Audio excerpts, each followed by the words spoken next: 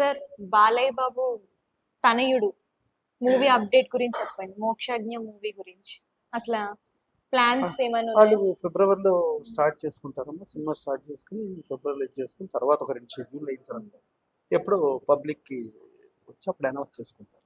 Okay అది అది వాళ్ళది రన్ అవుతుంది. ఓకే. సరే, బాలకృష్ణ గారి పద్మభూషణ్ చాలా లేట్గా వచ్చింది. ఆయనకి ఇప్పుడు రావాలి అంటే ఒక హీరో కెరీర్ స్టార్ట్ అయ్యి ఆ హీరో 64 ఏళ్ల వయసులో కూడా ఓ హ్యాట్రిక్ హిట్ అంటే మొన్నటిదాకా 3 హిట్లు, ఇప్పుడు కొత్తగా 4 హిట్ వచ్చింది.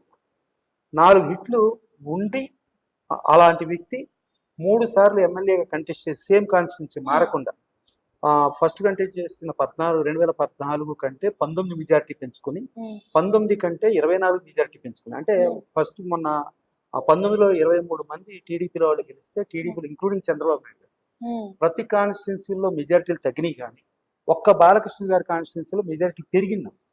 14 కంటే 19 మెజార్టీ పెరిగింది, 19 కంటే 24 మెజార్టీ పెరిగింది. అలాంటిది నెక్స్ట్ ఒక సోషల్ యాక్టివిటీగా ఆయన ఎంతో చేశాడు. అంటే ఒక టైంలో వాళ్ళ ఫాదరు సీఎంగా ఉండి వాళ్ళ బావగారు దగ్గుబాటి వెంకటేశ్వరరావు హెల్త్ మినిస్టర్గా ఉంటే అప్పట్లో దాసనారాయణరావు పేపర్లో ఒక మదనపల్లిలో హార్ట్లో హోల్ ఉందని చెప్పి ఒక ఇది చేస్తే ఆ ఆర్టికల్ చూసి మనిషిని పంపించి ఆ మదనపల్లి ఆవిడని పిలిపించి మద్రాసులో ఆయన ఓన్ డబ్బులతో అప్పట్లో విజయ హాస్పిటల్లో చెరియన్ గారిని పెద్ద ఫేమస్ అమ్మ, సౌత్లోనే ఆయన టాప్ అప్పట్లో కార్డియో.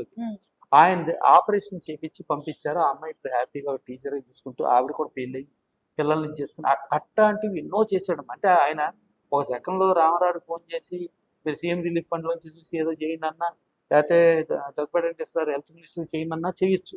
అలాంటి గుప్తదానాలు ఎన్నో చేసుకుంటా వచ్చి దాంతోపాటు బసవతారకం క్యాన్సర్ హాస్పిటల్, ఇవాళ క్యాన్సర్ అనేది ఎంత ప్రమాదకరమైన పరిస్థితి వచ్చిందో చూస్తున్నాం.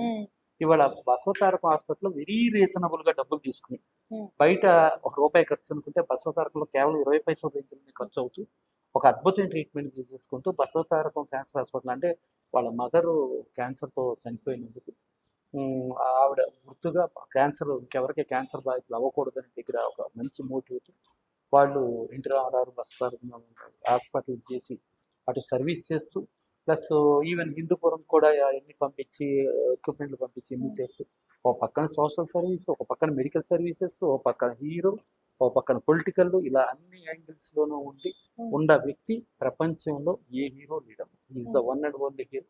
ఆయనకు 50 years హీరోగా కెరీర్ స్టార్ట్ అయ్యి స్టిల్ 4 హిట్లు వచ్చిన హీరోగా మన జరిగింది. అట్లాంటి ఆయనకి ఎప్పుడో రావాలమ్మా, పద్మ విభూషణలు దాటి వెళ్ళిపోవాల్సింది. సో ఇప్పటికైనా పద్మభూషణ్ వచ్చినందుకు సో ఆ అవార్డుకి పద్మభూషణ్ అవార్డుకి ఆ అవార్డుకి ఒక విలువ వచ్చింది. అది ఈయనకి పద్మభూషణ్ రావటం వల్ల ఈయనకి విలువ కాదు, పద్మభూషణ్ అవార్డుకే విలువ వచ్చింది. అదే